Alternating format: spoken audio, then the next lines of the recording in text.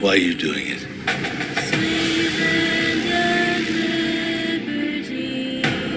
Because God's children are not for sale.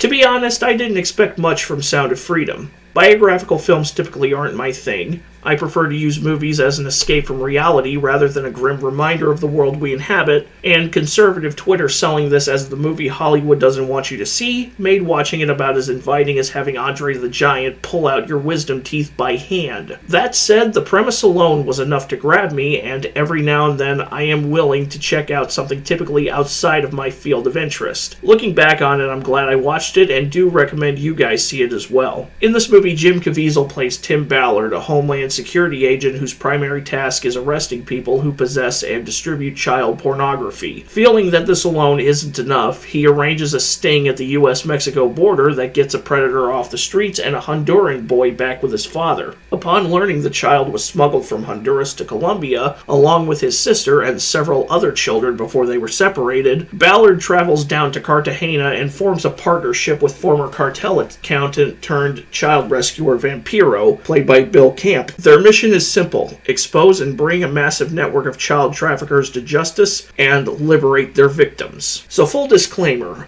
I am not here to measure whether or not the events or issues portrayed in this film match historical or statistical fact. I am simply here to judge the movie as is. In an age of rapidly ballooning film budgets and the cinematic landscape becoming increasingly corporatized, it's certainly going to turn heads when a small budget production, especially one that isn't made by any major studio, is greeted with such a massive welcome from the film-going public, especially one with such hefty subject matter as Sound of Freedom. Whether we want to accept it or not, human trafficking is a very real issue, and one that is all too often glossed over by a mainstream press more concerned about the shape of Meghan Markle's camel toe. Sound of Freedom aims to shed light on this building tragedy by showing us the grim reality, the deceptive means traffickers use to lure their victims in, the harsh conditions they're transported under, and how sickeningly easy it is for them to fall into the hands of your average Jared Fogle or R. Kelly. We're mercifully spared the explicit details, but the idea of what they do to children is still present. It's scary how elaborate, how organized it all is, but thankfully that's just a small part of the story. The full course lies in Tim Ballard, in his efforts to rescue trafficking victims and the toll maneuvering through this world takes on him as a husband and father. While the movie covers some seriously bleak subject matter, and because of this can be tough to sit through at times, it does so with a sliver of hope at the end. Hope that we as a society can put aside our personal BS for once and come together with a common agreement that God's children are not for sale. This movie being labeled an action film is wildly misleading to somebody who's a fan of that particular genre like myself. While Sound of Freedom has fast-moving scenes and is not without its share of intense moments, this is not an action film. If anything, it's a dramatic thriller with an even split between the two.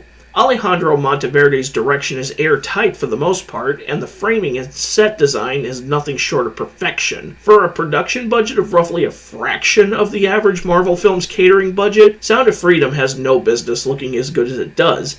The editing is motivated by the events showed rather than the other way around, and the cinematography shows substantial depth, which is welcome considering a lot of indie films resort to flat framing to cut corners and save money. Instead, Monteverde spared no expense, and I've got to say that his visual eye puts a lot of big budget movies to shame. There's not much I can really say about the acting. The bulk of the film is centered squarely on Jim Caviezel's Tim Ballard, and Caviezel considers this the second most important part he's played, sitting right behind when he played Jesus in Passion of the Christ. His portrayal of Ballard can best be summarized as quiet, subdued, and nuanced. This man says more in 5 words than the average anime protagonist can belch out in a 3-minute soliloquy, and Caviezel's ability to show both Tim Ballard, the family man struggling to keep a good head on his shoulders when he's exposed to so much degeneracy, and Tim Ballard, the undercover liberator of trafficking victims as he worms his way into the good graces of some truly detestable